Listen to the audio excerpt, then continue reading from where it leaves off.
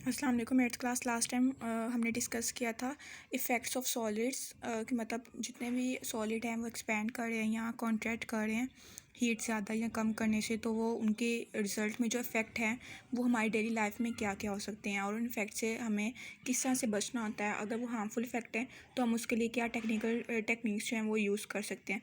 आज हमने पढ़ना है uses of expansion and contraction of liquids के एज़ वी नो कि जितने भी मटेरियल है वो सॉलिड है, लिक्विड है, गैस है।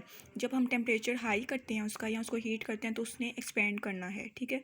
और अगर हम टेम्परेचर कम कर रहे हैं तो उस चीज़ ने कॉन्ट्रैक्ट करना स्टार्ट कर देना है। तो इसीलिए जितने भी प्रॉपर्टीज़ होती हैं लिक्विड्स की कि वो एक्सपैंड कर रही हैं, कॉन्ट्रैक्ट कर रही हैं, इसको हम डिफरेंट टेक्निक्स के ज़रिए यूज़ कर सकते हैं। फॉर एग्जांपल यहाँ पे आपकी बुक में एग्जांपल दी हुई है मरकरी और अल्कोहल की। मरकरी और अल्कोहल जो होता है ये टू लिक्विड्स होते हैं जो कि थर्मोमीटर के अंदर हम स्पेशली यूज़ करते हैं। अल्कोहल को फिर भी हम कम यूज़ करते हैं, ज़्यादातर जो थर्मोमीटर बने होते हैं उसके अंदर हम मरकरी को यूज़ करते हैं, ठीक है। आपने देखा भी होगा कि जो थर्मामीटर होता है उसके दरमियान में एक सिल्वर सी लाइन होती है, मतलब हल्की सी शाइन होती है। वो जो शाइन होती है वो मरकरी होती है एक्चुअली में, ठीक है। अब थर्मामीटर किससे कहते हैं? थर्मामीटर सिंपली अ डिवाइस जो कि किसी भी बॉडी का टेम्परेचर मेजर करने के लिए हम यूज़ करते हैं।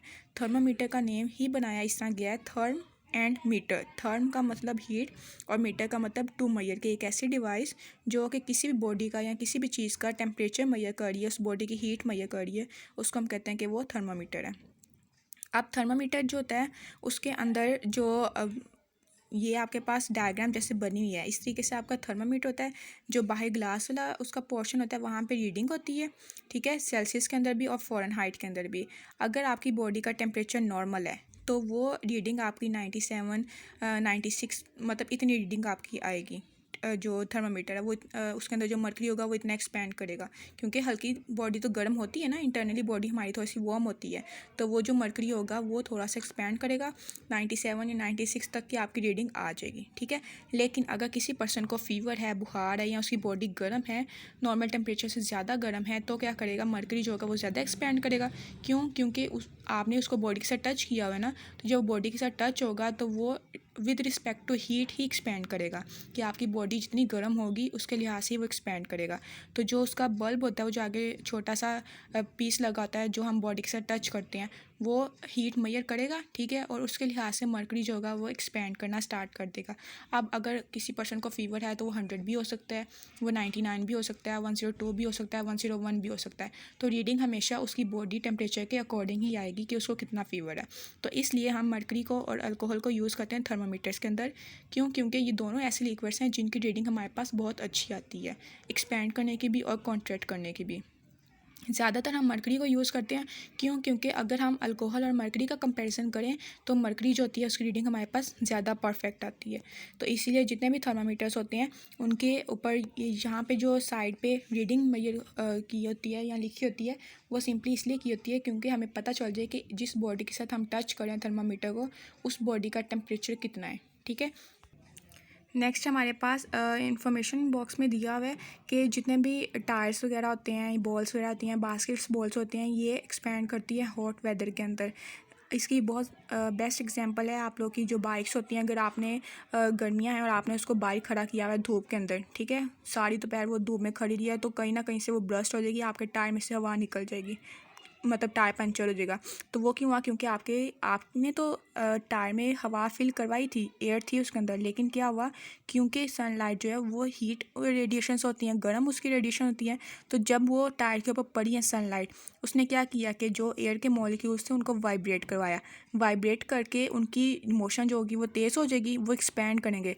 अब उन्हें एक्सपैंड करने के लिए जगह नहीं मिल रही है तो वो टायर का वीक पॉइंट ढूंढेंगे, जहाँ से भी उनको फील होगा कि यहाँ से वो ब्रस्ट कर सकते, तो वहाँ से आपका टायर जो होगा वो ब्रस्ट हो जाएगा या पंचर हो जाएगा। तो इसलिए जो टायर्स होते हैं, बॉल्स होती हैं, ये स्पेशली हॉट वेदर के अंदर, गर्मियों के अंदर ये ब्रस्ट कर देती हैं अगर आपने इनको धूप में रखा हुआ है या हीट में रखा हुआ है।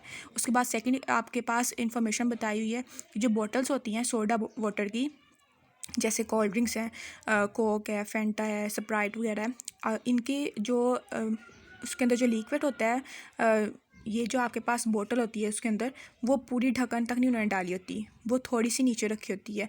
2 इंच या 2.5 इंच का फासला उसके दरमियान में, ढक्कन के दरमियान में रखा होता है। तो वो इसलिए रखा होता है क्योंकि इसके अंदर भी तो लिक्विड ही है ना, तो जब गर्मी आएंगी या अगर आप उसे किसी गर्म जगह पे रख रहे हैं तो उसने एक्सपैंड करना है। एक्सपैंड करने के लिए अगर वो ढक्कन तक आपने उसको भरा होगा तो एक्सपैंड करने के लिए उसको स्पेस नहीं मिलेगी, तो वो क्या कर सकती है, वो बॉटल को ब्रस्ट कर सकती है।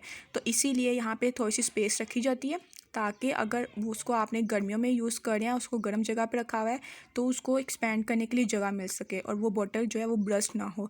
तो इसलिए सिंपली ये स्पेस थोड़ी सी रखी जाती है ताकि बॉटल जो है वो ईज़िली बॉटल के अंदर जो लिक्विड है वो ईज़िली एक्सपैंड भी कर सके ड्यूरिंग हॉट वेदर और दोबारा से वो कॉन्ट्रैक्ट करके अपनी पोजीशन पे भी वापस आ जाए। तो ये हमारे पास इफ़ेक्ट था एयर में, मतलब एयर कैसे कॉन्ट्रैक्ट और एक्सपैंड करिए कि अगर आपने उसे धूप में रखा हुआ है, गर्मियों का सीज़न है, तो एयर के मॉलिक्यूल्स जो कि वो एक्सपैंड करेंगे, एक्सपैंड करके वो टायर को ब्रस्ट कर देंगे। और ये आपके पास लिक्विड की एग्जांपल बताइए कि अगर आपने बोतल को पूरा ढक्कन तक भरा हुआ है तो क्या होगा कि मॉलिक्यूल जो एक्सपैंड करेंगे, वाइब्रेट करेंगे, वाइब्रेट करके उनके जमा में जो डिस्टेंस होगा वो ज़्यादा हो जाएगा, एक्सपैंड करेंगे। तो अगर आपने उसको पहले ही बोतल तक भरा होगा, फिल किया होगा, तो उसको स्पेस नहीं मिलेगी, तो वो बोतल को ब्रस्ट कर सकती है। तो इसलिए दरमियान में थोड़ी सी स्पेस रखी जाती है ताकि वो इस स्पेस को कवर करें और बोतल जो है वो ब्रस्ट ना हो।